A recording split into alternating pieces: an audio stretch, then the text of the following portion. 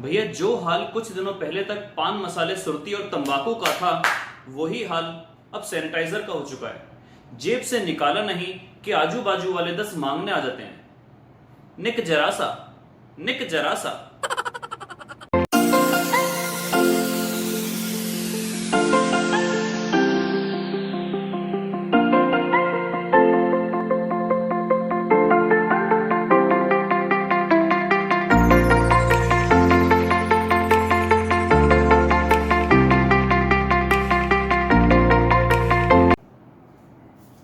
Good morning India.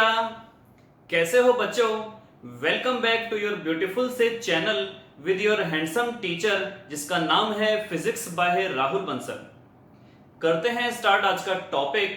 Chapter number 3 आपको पता है चल रहा है हमारा करंट इलेक्ट्रिसिटी, और अब ये चैप्टर पहुंचने वाला है, एंट्री करने वाला है एक नए टॉपिक पर, एक नए मोड में। जैसे था ना, मैं निकला गड्डी लेकर, एक मोड आया, तो उसी तरीके से इस चैप्टर के अंदर आने वाला है बच्चों एक बहुत इंपॉर्टेंट मोड, जिसका हम पढ़ेंगे किरचॉफ्स लॉ, पोटेंशियोमीटर और बहुत सारे सर्किट्स। आपको मैं पीडीएफ के फॉर्म में भी दे दूंगा बहुत सारे सर्किट डिस्क्रिप्शन बॉक्स में, तो टच करके गूगल ड्राइव पर रीडायरेक्ट होकर उन क्वेश्चंस को सॉल्व करना ना भूलें। और जैसा कि आपको मैंने बताया था कि बायोलॉजी और अगर मैथ्स की क्लास किसी को लेनी हो तो डिस्क्रिप्शन बॉक्स के अंदर मैंने दोनों टीचर्स के लिंक सेंड कर दिए हैं। Biology by MSK Mohammad Sameer Khan, और जो मैथमेटिक्स है वो मिस्टर गौरव निगम। तो चलिए स्टार्ट करते हैं आपकी फिजिक्स करंट इलेक्ट्रिसिटी। पहले हम फटाफट कर लेते हैं लास्ट क्लास के पीडीएफ के कुछ क्वेश्चंस सॉल्व, जो आपको मैंने दिए थे। कुल मिलाकर 5 या 6 क्वेश्चंस, पहले हम उनको सॉल्व कर लेते हैं। तो बच्चों ये थी आपकी लास्ट क्लास की पीडीएफ। स्टार्ट करते हैं फर्स्ट क्वेश्चन। क्वेश्चन था a wire of resistance 8R। एक वायर है जिसकी रेजिस्टेंस है बच्चों 8R, is bent in the form of a circle. उसको हमने सर्कल की फॉर्म में बेंट कर दिया है। एक वायर है जिसकी रेजिस्टेंस है 8R, एक वायर है जिसकी रेजिस्टेंस है 8R, और इसको हमने सर्कल की फॉर्म में बेंट कर दिया बच्चों। What is the effective resistance between the ends of diameter? ये अगर मैं डायमीटर खींच दूं और यहां पर अगर मैं लगा दूं दो पोटेंशियल के टर्मिनल्स इस तरीके से, तो आपसे पूछा गया है, बेसिकली डायमीटर है नहीं, ये केवल इमेजिनरी डायमीटर था। इन किनारों पर नाम दे दिया A और B। इन दोनों पॉइंट्स पर अगर मैं बैटरी फिक्स कर दूं तो आपसे पूछा गया what is the effective resistance between the ends of diameter. तो देखो बड़ा सिंपल सा क्वेश्चन है बच्चों। ये थी 8R। अब मैं ध्यान से देखूं, नीचे वाला हिस्सा ऊपर वाले हिस्से से अलग हो गया है। अगर हम तार को दो बराबर हिस्सों में ब्रेक कर देंगे तो डेफिनेटली उसकी वैल्यू रह जाएगी 4R और 4R। तो ऊपर वाला ये वाला हिस्सा 4R, ये वाला हिस्सा 4R, दोनों सेपरेट वायर्स बन चुकी हैं। इसकी वैल्यू भी बच्चों कितनी होगी 4R, और इसकी वैल्यू भी बच्चों कितनी होगी 4R। अब ध्यान से देखने वाली बात यह है कि ये 4R और 4R रेजिस्टेंस हैं जो सीरीज में कनेक्टेड हैं, ये पैरेलल में। ध्यान से देखो बच्चों, अगर नीचे वाली ब्लास्ट हो जाए, फूक जाए, टूट जाए, बर्बाद हो जाए, निस्तो नाबूद हो जाए, तो क्या ऊपर वाले में करंट फ्लो करेगा? जी हाँ, फ्लो करेगा। देखिए यहां से चलेगा करंट और ऊपर वाले में फ्लो करता हुआ वापस बैटरी में आ जाएगा। और अगर ऊपर वाली टूट जाए तो क्या नीचे वाले में करंट फ्लो करेगा? एब्सोल्युटली फ्लो करेगा। इसका मतलब ये दोनों की दोनों कैसे कनेक्टेड हैं बताइए? ये दोनों के दोनों कनेक्टेड हैं बच्चों पैरेलल में। जैसे आपको मैंने बताया था कि घर के सर्किट्स, घर के अप्लायंसेस जो होते हैं वो एक दूसरे पर डिपेंड नहीं होते हैं। इस टाइम मैंने फैन ऑफ कर रखा है, एसी ऑन है, एसी ऑफ कर दूंगा, फैन ऑन हो जाएगा, तो इसका मतलब है एक दूसरे पर डिपेंड नहीं करते हैं। सेम सिस्टम बच्चों यहां पर है। 4R और 4R एक दूसरे के साथ पैरेलल में कनेक्ट हैं। नेट रेजिस्टेंस आएगी 2R। कैसे आएगी नेट रेजिस्टेंस 2R? देखिए पैरेलल में आपने सीखा था 1/RP 1/R1 1/R2। R1 की वैल्यू 4R, R2 की वैल्यू 4R, एलसीएम लिया 4R, ये हो गया 1 + 1 1/rp 2/4r और rp की वैल्यू आ गई 4r/2 यानी कि rp की वैल्यू आ गई 2r। तो ये आई हमारे पास इफेक्टिव नेट रेजिस्टेंस। बच्चों क्वेश्चन नंबर 2 बहुत बहुत इंपॉर्टेंट है, तो प्लीज आंखें खोलकर बड़े दिमाग से देख लेना। ये है आपके पास बच्चों क्वेश्चन नंबर 2। ये है इधर वोल्टेज टीपीडी जिसका नाम हमने दिया था टर्मिनल पोटेंशियल डिफरेंस, और ये है इधर करंट। इसकी वैल्यू है बच्चों 6 वोल्ट और इसकी वैल्यू है 1 एम्पियर। अब क्वेश्चन सुनते हैं, what is the EMF and internal resistance of each cell. Question क्या है, the plot of the variation of potential difference.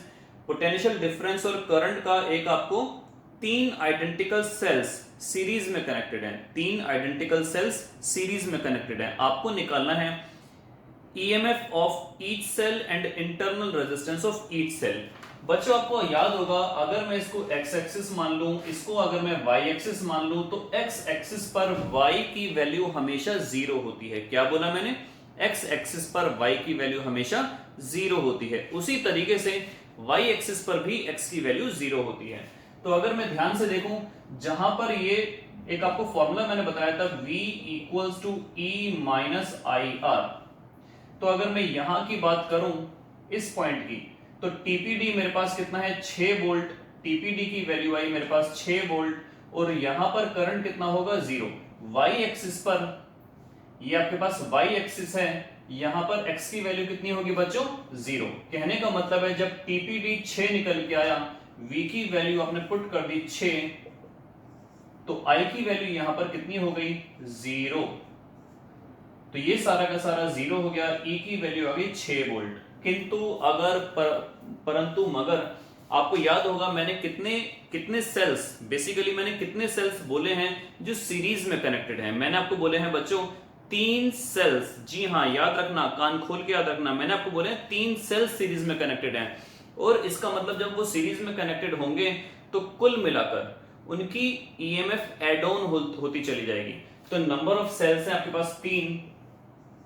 इसका मतलब क्या हुआ, E1, E2, E3 तीनों ईच सेल की ईएमएफ कितनी आएगी E1 या बोला जाए E2 या बोला जाए E3, वो आएगी 6/3 यानी कि 2 वोल्ट। 2-2 वोल्ट के 3 सेल्स आपस में कनेक्टेड हैं। आपको निकालनी थी इंटरनल रेजिस्टेंस भी। इंटरनल रेजिस्टेंस निकालने के लिए हम फिर से ये वाला फॉर्मूला यूज करेंगे, और इसके बाद हम क्या करेंगे, इस पॉइंट पर आइए, करंट की वैल्यू है 1 एम्पियर, करंट की वैल्यू है बच्चों 1 एम्पियर, और जब करंट की वैल्यू 1 एम्पियर है तो यहां पर टीपीडी कितना हो गया 0, तो V की वैल्यू हो गई 0, E की वैल्यू आई, टोटल ईएमएफ कितनी आपके पास, टोटल ईएमएफ आई थी 6, I की वैल्यू आ गई 1 एम्पियर, इंटरनल रेजिस्टेंस आपको निकालनी है। तो इंटरनल रेजिस्टेंस बच्चों आपके पास आ गई 6 ओम। लेकिन फिर से वही वाली बात कि ये तीनों के तीनों सेल्स सीरीज में कनेक्टेड है। कितनी इंटरनल रेजिस्टेंस आई है 6 ओम, और ये 6 ओम जो इंटरनल रेजिस्टेंस आई है वो 3 सेल्स की आई है। तो हमें अगर बात करें R1, R2, R3 ये निकालनी है, तो 6/3 हम कर देंगे तो आंसर आ जाएगा आपके पास 2 ओम।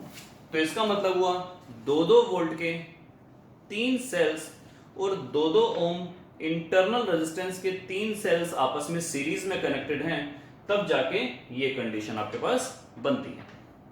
नेक्स्ट क्वेश्चन है बच्चों, 2 identical cells each of EMF E,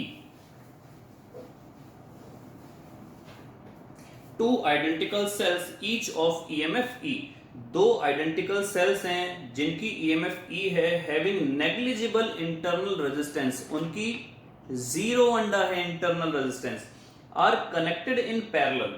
बच्चों ये कनेक्टेड है पैरेलल में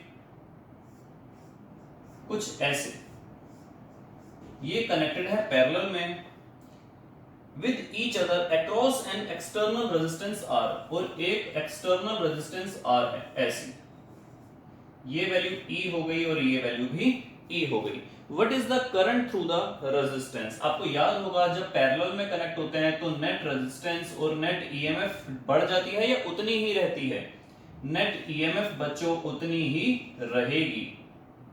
टोटल रेजिस्टेंस आपके पास कितनी आ गई? टोटल रेजिस्टेंस बच्चों आपके पास आ गई R। तो करंट कितना आएगा? Total EMF E, total resistance R, because इनकी इंटरनल रेजिस्टेंस नेग्लिजिबल है। इनकी इंटरनल रेजिस्टेंस नेग्लिजिबल है। इनकी इंटरनल रेजिस्टेंस, समझ गया। क्वेश्चन नंबर 4 है बच्चों, draw a graph showing variation of rho with temperature. किसके लिए? निक्रोम के लिए। निक्रोम क्या था? एलॉय था, मेटल था, सेमीकंडक्टर था, इंसुलेटर था, क्या था? याद करो बच्चों, निक्रोम था हमारे पास एक एलॉय जो किसका बना हुआ था? निकेल और क्रोमियम का। तो सिंपल है, आपको याद करो मैंने बताया था कि इसकी रेजिस्टिविटी आमतौर पर टेम्परेचर के साथ चेंज नहीं होती, होती है तो बहुत लिटिल सी पॉजिटिव हो जाती है। तो आपको हल्का सा बहुत हल्का सा ऊपर की तरफ मूव करता हुआ दिखाना है। आगे पूछा गया, which property of nichrome is used to make standard resistance coils. ऐसी कौन सी प्रॉपर्टी है बच्चों जो निक्रोम को स्टैंडर्ड रेजिस्टेंस कॉइल, ये आप लोग पढ़ेंगे आगे प्रैक्टिकल्स के अंदर। स्टैंडर्ड रेजिस्टेंस कॉइल्स का मतलब हुआ ऐसी चीज जिसकी रेजिस्टेंस, एक ऐसी कॉइल जिसकी रेजिस्टेंस टेम्परेचर के हिसाब से बदलती नहीं है। स्टैंडर्ड रेजिस्टेंस कॉइल जो बिल्कुल स्टैंडर्ड है, जिसकी वैल्यू फ्लक्चुएट नहीं करती है। तो ऐसा क्या है निक्रोम में, ऐसी कौन सी प्रॉपर्टी है जो उसको स्टैंडर्ड रेजिस्टेंस कॉइल एसआरसी बनाने में हेल्प करती है? बच्चों वो है उसका अल्फा की वैल्यू कांस्टेंट हो जाना। टेम्परेचर कोएफिशिएंट ऑफ रेजिस्टेंस आपने पढ़ा था, तो अल्फा की वैल्यू कांस्टेंट हो जाना। अल्फा की वैल्यू कांस्टेंट हो जाने का मतलब क्या हुआ कि इसमें टेम्परेचर के साथ साथ रेजिस्टिविटी या रेजिस्टेंस, सो कॉल्ड रेजिस्टेंस में कोई भी इफेक्ट नहीं पड़ता। Is it clear? आपको बताया था मेटल्स जो होती हैं उनकी रेजिस्टिविटी टेम्परेचर के बढ़ने के साथ साथ इंक्रीज करती हैं, इंसुलेटर्स की डिक्रीज करती है, और एलॉयज की ऑलमोस्ट कांस्टेंट या लिटिल बिट पॉजिटिव रहती है। क्वेश्चन नंबर 5 पर आते हैं बच्चों। द नंबर डेंसिटी, आपको मैंने एक बार एक वीडियो दी थी, एक बार आप चेकआउट करना, उसके अंदर देखना कि आपको मैंने बताया था कि जब भी कोई न्यूमेरिकल सॉल्व करते हैं सबसे पहले क्या काम करते हैं? The number density of free electron. तो सबसे पहले हमने लिखा n की वैल्यू जो है 8.5 इंटू 10 टू द पावर 28 पर metre cube. How long, question वैसे पढ़ते हैं मुझे पता है, एक बार पढ़ लेते हैं। हाउ लॉन्ग से आपको लग रहा होगा कितना लंबा, नहीं, how long does an electron take, कितना लंबा समय लेगा एक electron to drift from one end of a wire. एक वायर है जिसकी वैल्यू है 3 metre long to its another end, कितना लंबा समय लेगी? टाइम की वैल्यू आपको निकालनी है। एरिया आपको बच्चों दे दिया गया है 2 into 10 to the power -6 metre square, और करंट की वैल्यू दे दी गई है 3 एम्पियर। आपको ये फाइंड आउट करना है। देखिए मैं आपको बता देता हूं बड़े आराम से। आपको निकालना है टाइम। तो सबसे पहले बच्चों देखो, टाइम बराबर हो गया, अगर मैं यहां पर बात करूं इलेक्ट्रॉन यहां से यहां तक जाने में कितना टाइम लेगा, टाइम बराबर हो गया डिस्टेंस अपॉन में स्पीड। तो आपको यहां पर बेसिकली बच्चों निकालना क्या है? टाइम। तो डिस्टेंस अपॉन में स्पीड, डिस्टेंस तो आपके पास आ जाएगा 3 मीटर, इलेक्ट्रॉन को यहां से लेकर वहां तक ट्रेवल करना है, तो ये आपके पास आ गया 3। अब स्पीड, जब भी आपको याद होगा मेटेलिक वायर में बैटरी कनेक्ट करते हैं तो उसमें जो स्पीड हम लेते हैं वो होती है उसकी ड्रिफ्ट वेलोसिटी, वो होती है बच्चों उसकी ड्रिफ्ट वेलोसिटी। अब ड्रिफ्ट वेलोसिटी तो आपको यहां पर पता नहीं है, तो हम बेसिकली क्या करेंगे, ड्रिफ्ट वेलोसिटी हम कैसे निकालेंगे? आपको याद होगा मेरे दोस्त का नाम ये d होता था सफिक्स में ड्रिफ्ट वेलोसिटी, तो ड्रिफ्ट वेलोसिटी बेसिकली कितनी आ जाएगी? I अपॉन में NAE। क्या I आपको पता है, N आपको पता है, A आपको पता है, और E की वैल्यू तो आपको पता ही होती है। तो यहां पर हम वैल्यू पुट कर देते हैं 3 अपॉन में VD की वैल्यू I रह जाएगा नीचे, और NAE खुदक कर चले जाएंगे ऊपर। N की वैल्यू आपको पता है 8.5 इंटू 10 की पावर 28, A की वैल्यू आपको पता है 2 इंटू 10 की पावर -6, E की वैल्यू होती है 1.6 इंटू 10 की पावर -19। और I की वैल्यू 3 एम्पियर। तो यहां से टाइम जो निकल के आएगा वो सेकेंड्स में आएगा, ध्यान रखिएगा। ये थे आज के क्वेश्चन। फटाफट छोटे छोटे से 2-3 टॉपिक हम फिनिश कर देते हैं। आज की क्लास हम छोटी लेंगे क्योंकि आगे से होने वाली नेक्स्ट क्लास काफी लंबी लंबी और काफी इंपॉर्टेंट वाली। तो देख लेते हैं आज की क्लास में क्या है खास।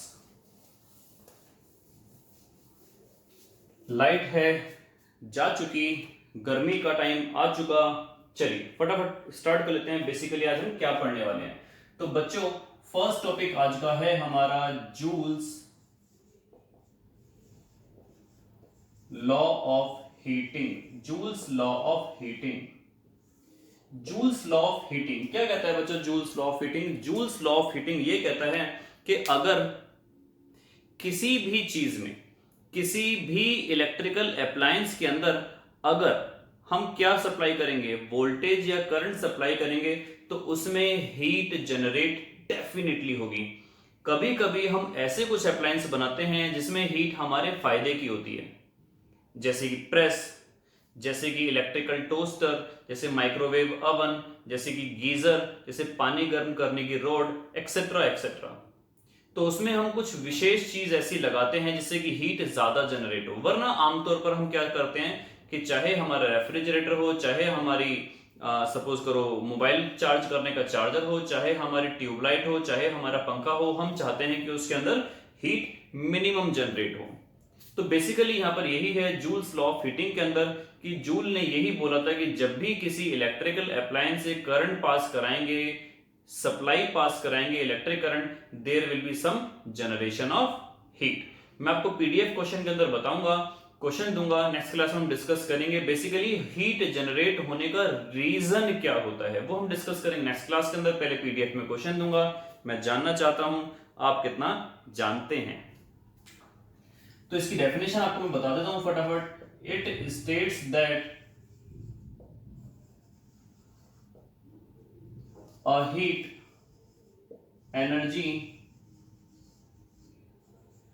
is produced in an electrical appliance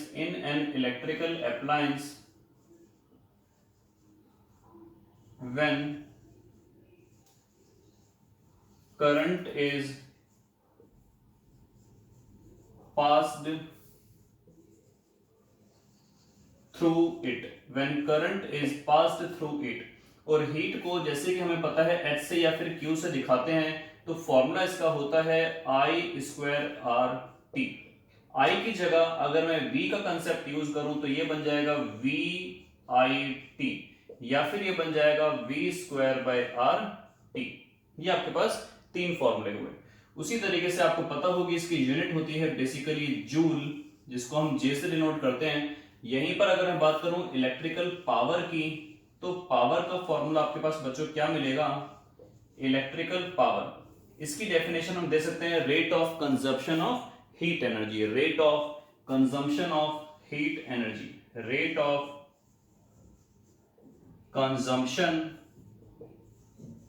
of heat energy. Heat energy किस रेट से कंज्यूम हो रही है उसको हम डिनोट करते हैं पावर से। पावर का फॉर्मूला क्या हो जाएगा? Q अपॉन में T। तो देखिए T से डिवाइड करना है, इसमें से भी, इसमें से भी, इसमें से भी, तीनों में से T हो जाएगा आपका गायब। ये बचेगा I स्क्वायर आर, ये बचेगा V इंटू आई, या फिर ये बचेगा V स्क्वायर बाय आर। और पावर की यूनिट बच्चों क्या होती है? बेसिकली पावर की यूनिट होती है वाट। हमने लगा देनी है वाट, किसकी? फिजिक्स की वाट। तो ये थी आपके पास जूल्स लॉ ऑफ हीटिंग, और ये थी आपके पास इलेक्ट्रिकल पावर। एक फटाफट और टॉपिक कर लेते हैं बच्चों, जिसका नाम है कमर्शियल यूनिट ऑफ एनर्जी। आप बोलोगे सर एनर्जी की यूनिट तो हम पढ़ चुके हैं। जी हाँ बच्चों, एनर्जी की यूनिट आप पढ़ चुके हो और वो होती है जूल। लेकिन कई बार अलग अलग कंटेक्स्ट के अंदर हम अलग अलग चीजों को अलग अलग यूनिट से दर्शाते हैं। जैसे सपोज करो मेरी हाइट अगर मैं नॉर्मली बात करूं तो आप इंचेस के अंदर बताऊंगा आपको, और फीट के अंदर बताऊंगा 5 फीट 9 इंच। लेकिन जब हम बात करते हैं दिल्ली पुलिस के अंदर हमारा फिजिकल में सिलेक्शन होता है, ऐसी कंडीशन में हम सेंटीमीटर्स की बात करते हैं, इंचेस की बात ना करके हम ज्यादा प्रिसाइज हो जाते हैं। उसी तरीके से आप लोगों ने सुना होगा पावर की यूनिट होती है वॉट, लेकिन पावर की एक और यूनिट होती है जिसका नाम होता है हॉर्स पावर। एक हॉर्स पावर में 746 वॉट होते हैं। तो इसका मतलब क्या हुआ, किसी भी बेसिकली हम बात करें अगर अलग अलग कंटेक्स्ट के अंदर, अगर हम बहुत लंबे डिस्टेंसेस को नाप रहे हैं तो हम किलोमीटर्स में या माइल्स की बात करेंगे, और लंबे डिस्टेंसेस को नाप रहे हैं तो astronomical unit parsec light year की बात करेंगे। और पॉसिबिलिटी है अगर हम mycoplasma the smallest micro organism उसको नाप रहे हैं तो डेफिनेटली हम उसको फर्मी या माइक्रोन्स या उसको छोटे छोटे लेवल्स में नापेंगे। तो उसी तरीके से यहां पर हम बात कर रहे हैं commercial unit of energy. Commercial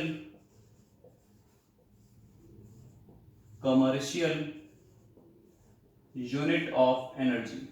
जैसा कि आप जानते होंगे बच्चों वर्ड कमर्शियल, कमर्शियल का मतलब होता है व्यावसायिक। व्यावसायिक का मतलब हुआ कि आप लोगों को बेचना है या खरीदना है, तो मींस बिजनेस से रिलेटेड है। जो भी हमारे घरों में बिजली आती है, जो भी हमारे घरों में इलेक्ट्रिसिटी आती है बच्चों, वो इलेक्ट्रिसिटी हम खरीदते हैं। और बीएसईएस या अलग अलग स्टेट के अकॉर्डिंग, मैं दिल्ली में रहता हूं तो मैं दिल्ली के अकॉर्डिंग बात करूंगा, तो बीएसईएस को हम क्या देते हैं, पैसा। बीएसईएस को हम देते हैं बहुत सारा पैसा, और वो बीएसईएस हमें देती है यूनिट के हिसाब से बिजली। तो मतलब एग्जैक्टली हुआ क्या इसका, देखिए अगर कोई बंदा अपने घर के अंदर 100 वाट का बल्ब 10 घंटे तक चलाएगा, 10 घंटे तक, तो कितनी एनर्जी खर्च करी उसने, 1000। उसने खर्च करी 100 धाम 1000, साथ में लगाया वाट आर। 1000 को मैं 1 किलो भी बोल सकता हूं, 1 किलो वाट आर, और ये 1 किलो वाट आर ही 1 यूनिट के बराबर होता है। फिर से समझते हैं, 100 वाट का बल्ब 10 घंटे के लिए चलाया तो 1000, तो इसका मतलब क्या हुआ, जब भी हम 1000 खर्च कर देंगे, जब भी हम 1000 खर्च कर देंगे तो इसका मतलब क्या हुआ, आपने 1 यूनिट खर्च कर दी। अगर मैं 500 वाट की कोई चीज चलाता हूं तो डेफिनेटली वो जल्दी खर्च हो जाएगा, मींस वो 2 घंटे के अंदर, वो 2 घंटे के अंदर 1000 में कन्वर्ट कर देगी। वो बना देगी 1 किलोवाट आर, और वो बना देगी 1 यूनिट। उसी तरीके से अगर बात करूं मैं 1000 वाट की चीज अगर कोई मेरे पास है तो वो कितनी देर में 1 यूनिट बना देगी, वो बना देगी 1000 वाट की 1 घंटे में। अगर मेरे पास 2000 वाट की कोई है तो वो डेफिनेटली और जल्दी, कहने का मतलब है वो आधे घंटे में बना देगी। तो अगर 1000 हम खर्च कर रहे हैं तो 1 यूनिट खर्च कर रहे हैं। तो यही है आपके पास किलोवाट आर, किस चीज की यूनिट, एनर्जी की। अब ये एनर्जी की यूनिट कैसे हुई, आपको याद होगा पावर बराबर क्या था, एनर्जी अपॉन में टाइम।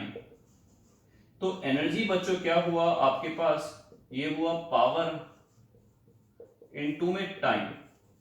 पावर की यूनिट वॉट हो गई और टाइम की यूनिट सेकंड हो गई। तो अगर मैं वाट को सेकंड से मल्टीप्लाई करूं तो वो क्या मिलेगी मुझे, वो मिलेगी एनर्जी की यूनिट, वो मिलेगी एनर्जी की यूनिट। पावर को अगर मैं टाइम से मल्टीप्लाई करूं या वाट को सेकंड से मल्टीप्लाई करूं, अब मैं वाट की जगह बड़ी अगर कोई सी क्वांटिटी ले लेता हूं किलोवाट, ये बड़ी क्वांटिटी हो गई। सेकंड की जगह मिनट ले लूं या फिर घंटा अगर मैं ले लूं आर, तो वो मेरे पास क्या आएगा, किलोवाट आर। तो किलोवाट आर, वाट सेकंड, ये दोनों ही एनर्जी की यूनिट है, और ये वाली है कमर्शियल यूनिट ऑफ एनर्जी। ये आपके पास कहलाती है बच्चों commercial unit of energy, commercial unit of energy. अब बात करते हैं, जब ये एनर्जी की यूनिट है बेसिकली कमर्शियल ही सही, तो इसमें और एनर्जी की जो एसआई यूनिट है जिसका नाम है जूल, क्या उन दोनों में कोई रिलेशन है? जी हाँ बच्चों, बिल्कुल रिलेशन है। ध्यान से देख लेना, ये एग्जाम में रेयरली ही सही लेकिन पूछा जाता है कि क्या किलोवाट आर में और जूल में या कमर्शियल यूनिट में और एसआई यूनिट में एनर्जी की कोई रिलेशन है? तो देखो, 1 किलोवाट आर, किलोवाट का मतलब हुआ 1000 वाट, और 1 घंटे में कितने सेकंड हो गए बच्चों, 3600 सेकंड। फिर से हम लिखते हैं यहां पर 1 किलोवाट आर, 3 6 1 2 3 4 5, 1 2 3 4 5, ये आ गया वाट सेकंड। ये फिर से हमने लिखा किलोवाट आवर, ये बन गया 36 इंटू 10 की पावर 5।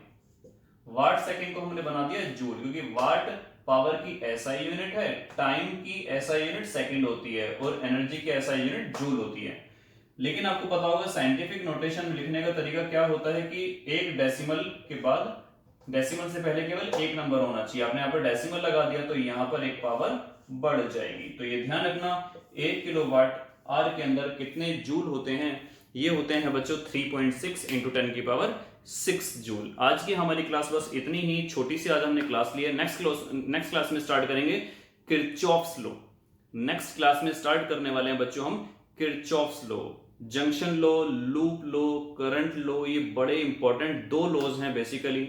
मैंने 3 नाम ले दिए लेकिन 2 लॉज हैं ये। तो हम इसको स्टार्ट करने वाले हैं और इसके ऊपर हम बहुत सारे सर्किट और दूसरी बात व्हीटस्टोन ब्रिज वगैरह पढ़ेंगे। तो डेफिनेटली अपनी कमर की बेल्ट, पेटियां कस लीजिए, हम उड़ने वाले हैं। इस चैप्टर के मेन इंपॉर्टेंट, जो सबसे ज्यादा इंपॉर्टेंट इसका एरिया है, उसमें हम एंट्री कर चुके हैं। टिल देन स्वस्थ रहिए, मस्त रहिए, गुड बाय।